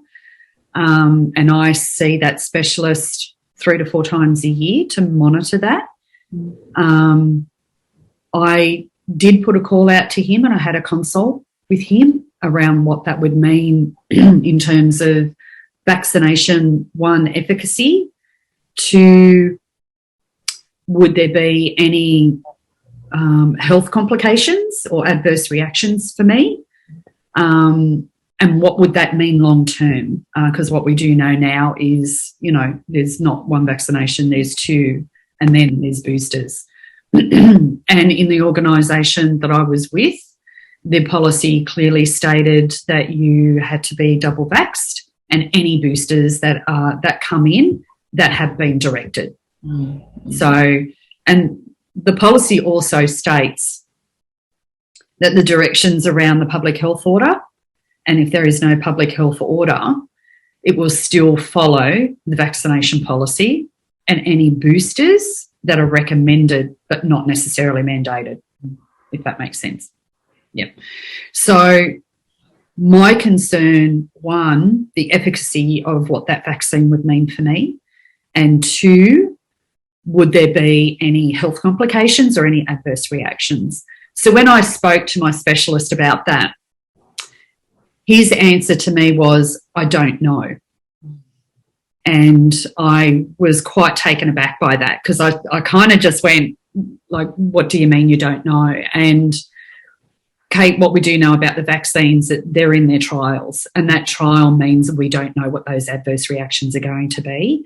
We don't know what the adverse reactions are going to be around any health complications, any comorbidities, any health diagnosis, even people that are not diagnosed with any health complications that could exacerbate or come out because of these reactions. So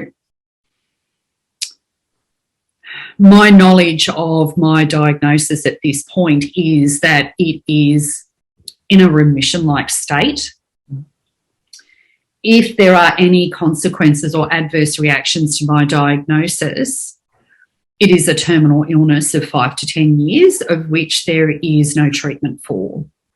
I went through the stages of grief, as we know what they are, and that grief was, I can't believe that I've been put in this position, that I have to make a decision based on my health or my job. And 2, no one knows. No one knows, and I'm stuck in a position. Do I put myself in that position? If my diagnosis goes into a different stage and my children and grandchildren only have me for 5 to 10 years, to my work, I said, would you take responsibility, or are you willing to take responsibility that if my diagnosis goes into the next stage, you're liable for that and you will take care of my family, because I won't be able to? So the response was a flat no, and that was it. No, we are not responsible. If you choose to take the vaccine, that is your responsibility. I was gobsmacked, because it's not a responsibility. So I've also got a heart condition that I've had for 25 years that I can manage. It's not nice, but it doesn't affect my day-to-day life. And when I started hearing about all the myocarditis, pericarditis, heart kind of issues, I just that confirmed for me that I just wasn't willing to take that risk. What happens to my heart when it does play up is scary enough, and saw a lot of adverse reactions within people around me. I got sick in 2009. Since then, every day is a struggle. I always have to consider my illness to stay on top of it, from what I eat and drink, activity regulation, managing my energy, taking vitamins, reducing stress, managing my work, and dealing with my mental health. One little thing can cause a flare-up and cause me to be bedridden or put me into a cognitive flare, which means I can struggle to understand the world at all. I juggle my illness on a knife edge, and some days are better than others. So you see, a vaccination is a big deal for me. It will upset the apple cart, maybe for weeks, but also possibly longer. A lot of people with my issues do have side effects, and a lot long term. I spoke to my doctor and he said the vax wasn't in my best interest and wrote me a letter stating so. However, this wasn't enough, and it is still mandatory for me to have a vaccine despite my doctor saying no. I'm told by people around me that don't understand what it's like to live with a chronic illness that I'll lose freedoms and should do it for my clients and family.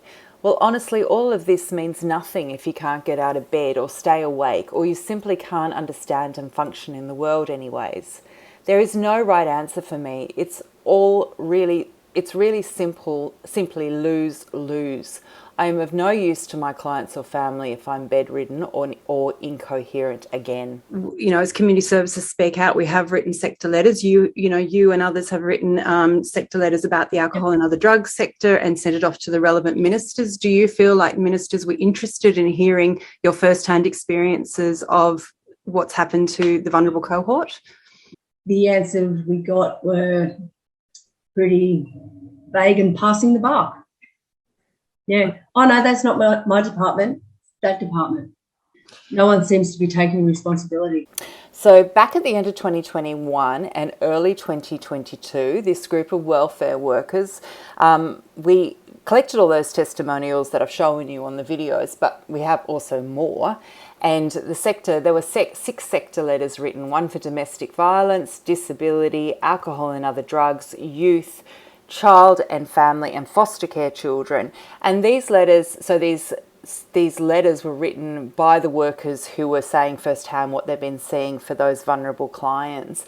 Those letters were sent, plus the testimonials, plus a cover letter was sent to basically every political leader in Australia. We also sent them over, the sector letters over to the peak bodies that are meant to represent these vulnerable clients. And so with the letter that we wrote and the cover letter that we wrote, we said, as an elected representative of the Australian people, we encourage you to reflect on the information we have collected, which alerts you to how the government COVID-19 measures have impacted the most vulnerable members of our society.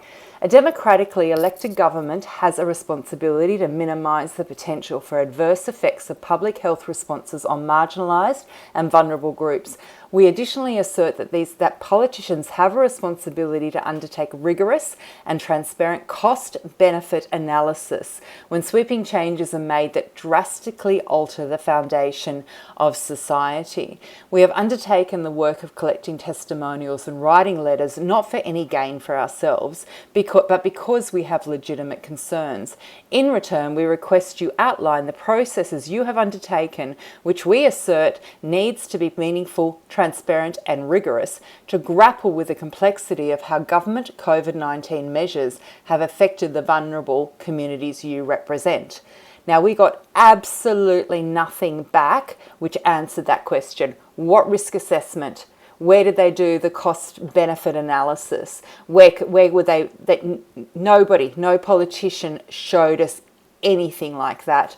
The vast majority, if they even bothered to respond, the vast majority just said it's not under my domain. We're following, we're following somebody else. We're following the trusted science or something, and just fobbed us off and weren't interested.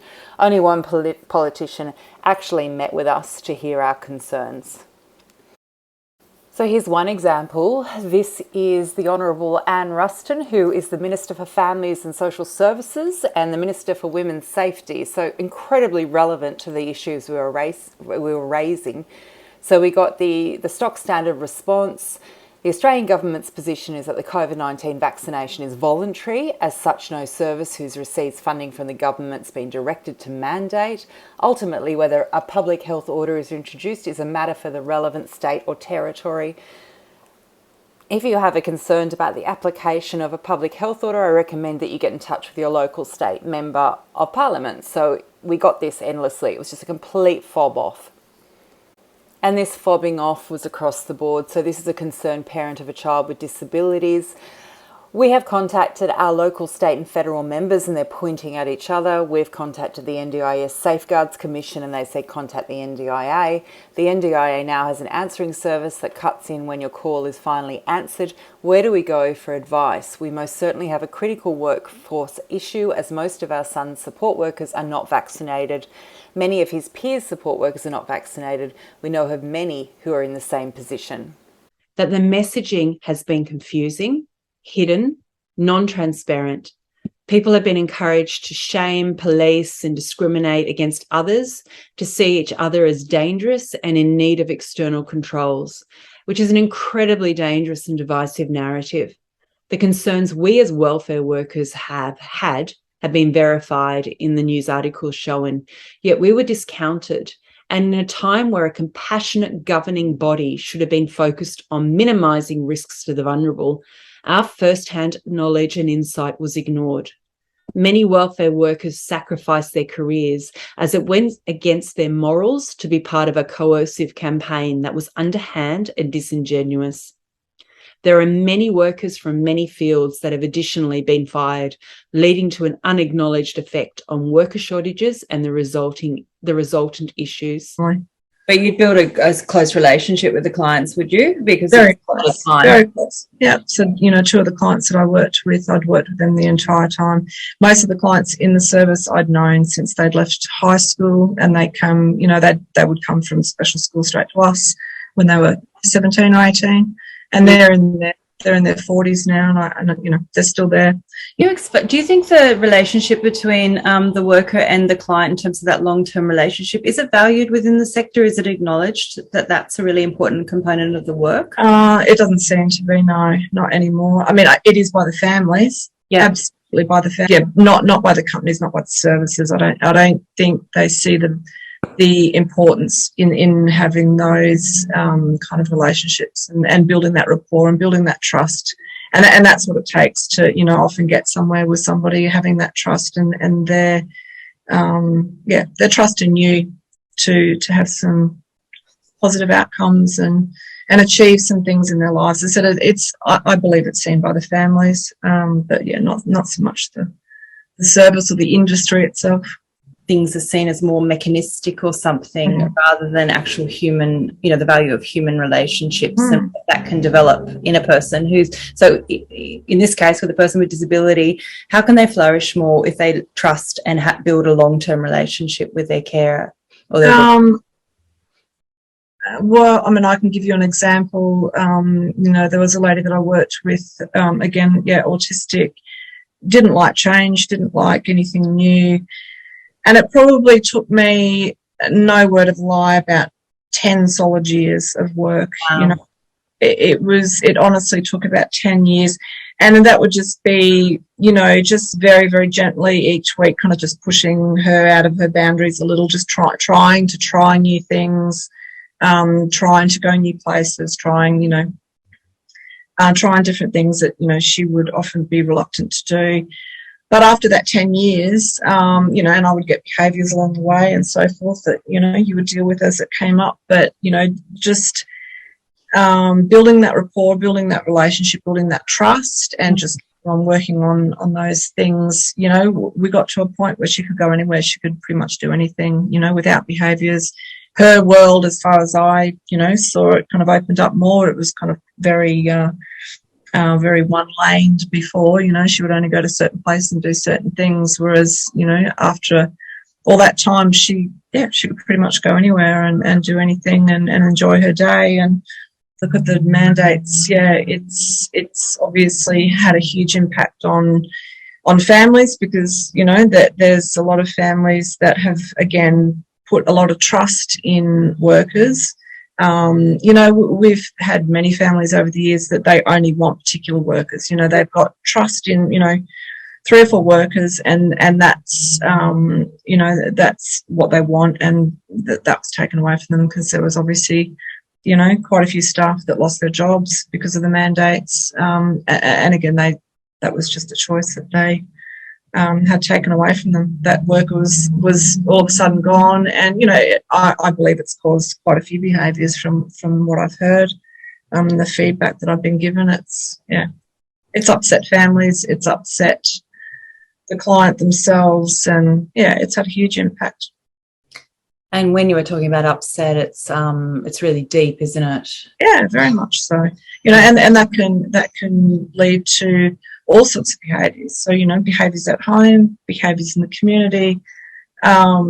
Yeah, you know, you throw a new worker at a client who's got some challenging behaviours, and they've never, you know, worked with that client before. I mean, it takes a lot of stuff. There was never time for handover. There was never time for passing on any, you know, because I've always said, as long as I've worked in the industry, you can only read so much in someone's file or someone's profile. You know, so much of what you need to know about somebody is passed on and just learned, you know, or just by talking to the families and getting all those little nitty-gritty day-to-day things of likes, dislikes and triggers, and, you know, and so when there's no handover and you're not passing on that information, and some of it's extremely vital, you know, there's things in people's day-to-day lives that can trigger them into having massive meltdowns and huge behaviours and, you know, quite violent behaviours, and you know, it is a big thing.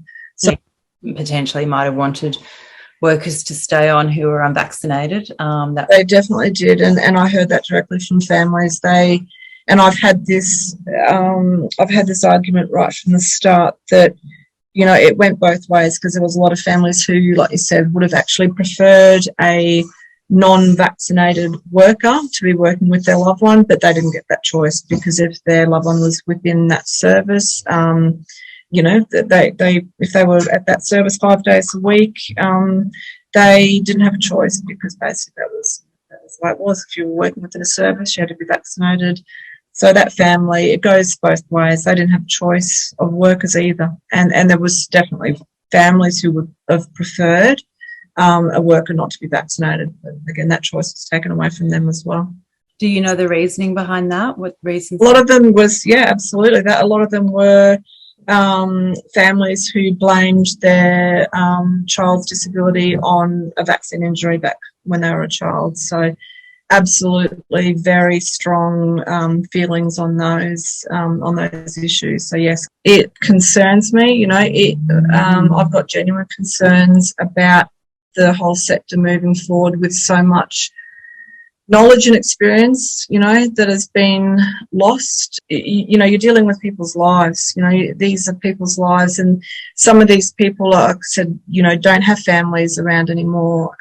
So, you know, if you've had somebody that you're working with long term, you know, you're probably that person who knows the most about them. You know, you're probably that person who has got the most background knowledge. Concerned parent, the tragic cost of the mandates on people with disabilities, name redacted, has been our son's short-term accommodation and independent skills support worker for 4 years. It would be near impossible to replace her. And at 20-year-old, my son is at a critical independence learning journey. She's unvaccinated and currently supporting our son under the critical workforce shortage exemption in Queensland. We and she have shared tears and lost plenty of sleep over the thought of losing the incredibly personal connection our son and the support worker have. These connections take years to form, and even longer for the support workers to develop their own personal skills and aptitude. To think that this all comes to an end and replaced over a period of months just amplifies how inept and unaware the decision makers truly are. As you would appreciate, it's for our son's health. Just doesn't wash. He was doing famously up until about March 2020, and it feels like his life has been on hold for the past 2 years. To put it very bluntly, the support worker and her husband would adopt our son if we both passed away tomorrow, and they would continue to raise him as their own son. These are the connections that exist throughout Australia. To us and others, it truly feels like no one in government cares.